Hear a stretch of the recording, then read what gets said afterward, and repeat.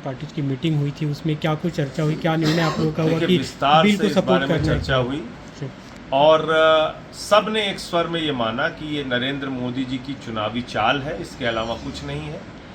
ये 2024 में इसको लागू करना नहीं चाहते, इनकी मंशा नहीं है महिलाओं को आरक्षण देने की। ये महिला बेवकूफ़ बनाओ बिल है, महिला आरक्षण बिल नहीं है। ये 29 में पास होगा कि 39 में पास होगा कि 20 साल बाद पास होगा या नहीं होगा, तो ये महिला आरक्षण बिल पास करने की योजना नहीं है, ये महिला आरक्षण बिल को रोकने की योजना है।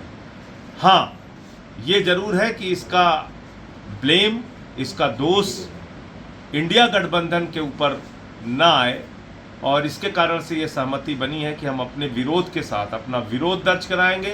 पूरे देश को भारतीय जनता पार्टी और नरेंद्र मोदी जी की नीयत को बताएंगे कि इनका जैसे अब तक सारा वादा जुमला रहा है, ऐसे ये भी एक जुमला है, चाहे 2 करोड़ नौकरी हो, काला धन हो, किसानों के फसल का दाम हो, पक्का मकान हो, महंगाई कम करने का वादा हो, सारे जुमले जैसे बोले मोदी जी ने, ये भी एक जुमला है, इसके अलावा कुछ नहीं है। और 24 में इनको सत्ता से बेदखल करके सही स्वरूप में महिला आरक्षण बिल लाने का काम हम लोग करेंगे। लेकिन फिलहाल ये दोष इंडिया गठबंधन के ऊपर ना आए, इसके कारण से ये फैसला हुआ है कि हम लोग समर्थन करेंगे। जी, मतलब चर्चा में इसका विरोध करेंगे, लेकिन इसके चर्चा स्वरूप को में लेकर विरोध करेंगे, सरकार से मांग भी करेंगे कि ये संशोधन आप कीजिए इसमें। और 24, क्योंकि जो पिछला यूपीए का बिल था जी जी उसमें तो ये क्लॉज कहीं नहीं थे कि हम इसका सेंसस कराएंगे, फिर डिलिमिटेशन होगा, फिर 10 साल लगेगा कि 20 साल लगेगा कि 15, ऐसा तो कुछ था नहीं। उसमें तो 33% आरक्षण की बात थी। अब आप इसमें नया क्लॉज जोड़ के इसको लटकाने के लिए लेके आए, तो क्या इस बात को समझ नहीं रहे हैं देश के लोग? क्या आप चुनाव के पहले फिर से एक बार बेवकूफ़ बनाने के लिए बिल लेके आए? चर्चा में इसके स्वरूप को लेकर विरोध करेंगे, लेकिन वोटिंग के टाइम इसका सपोर्ट करेंगे, वोट करेंगे सब अंतर। हाँ, ये एक मोटे तौर पे सहमति है इंडिया का। एक दूसरा बड़ा मुद्दा है, अभी जो कल जो संविधान की प्रतियां बांटी गई सांसदों को, उसमें सवाल उठ रहे हैं कि 2 शब्द गायब हैं जो इंग्लिश की प्रति दी गई है। उन दोनों शब्दों से भाजपाइयों को कोई मतलब ही नहीं है।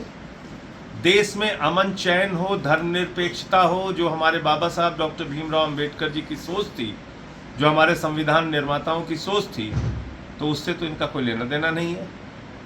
अच्छा, जहाँ तक समाजवाद की बात है, समाजवाद का सिद्धांत क्या कहता है? समता मूलक संपन्नता युक्त समाज की स्थापना, वो इन्हें करना नहीं है। 13 लाख करोड़ में अपने पूंजीपति मित्रों का माफ़ करना है, अपने दोस्तों के लिए काम करना है, उनके साथ मिलकर देश के बैंक को लूटना है और अपने दोस्तों को हिंदुस्तान से भगाना है, ये इनकी योजना है। तो दोनों शब्दों से भारतीय जनता पार्टी का मूल रूप से कोई लेना देना ही नहीं है। हालांकि कहा जा रहा है कि ये पुरानी जब संशोधन नहीं हुआ था जानबूझ उससे के पहले करते हैं। इन्होंने कैलेंडर बांटा था, उसमें भी इसी तरह का खेल किया था। इनको नफरत है भारत की धर्मनिरपेक्षता से, इनको नफरत है भारत में समाजवादी व्यवस्था से। ये नहीं चाहते कि देश में समता मूलक समाज की स्थापना हो, ये चाहते हैं गैर बराबरी रहे। ये नफरतों की बुनियाद पे बनी पार्टी है, ये देश का भला कर ही नहीं सकते। इनका बस चले तो जैसे जब मोदी जी संसद के अंदर प्रवेश किए थे तो उसको सर झुका के नमन किया था, अब संसद छोड़ के निकल गए, बोले अब जाओ। अब संविधान लेके घुसे हैं दूसरी संसद में, वहाँ संविधान छोड़ देंगे, कहेंगे ठंडे बस्ते में डालो संविधान। जी, एक दूसरा मुद्दा है जो कनाडा और भारत के रिश्तों में खटास जो दिख रही है। जस्टिन ट्रूडो का कल बयान है, उन्होंने कहा कि हम इंडिया पे ब्लेम नहीं लगा रहे, लेकिन ये जांच रिपोर्ट है कि निज्जर की हत्या में भारत की भूमिका रही है। देखिए, ऐसा है कि जहाँ तक भारत का प्रश्न है, हम कोई आतंकवाद को फैलाने वाले देश नहीं है। भारत ने दुनिया में कभी भी आतंकवाद को फैलाने का काम नहीं किया। कोई एक आरोप हमारी किसी भी सरकार के, वो चाहे हमारे विरोधी हो, पक्षधर हो, उसकी बात नहीं कर रहा हूँ, कभी भी किसी सरकार पे आरोप नहीं लगा कि हमने कहीं आतंकवादी घटनाओं को प्रायोजित किया हो, फैलाया हो, किसी की हत्या कराई हो।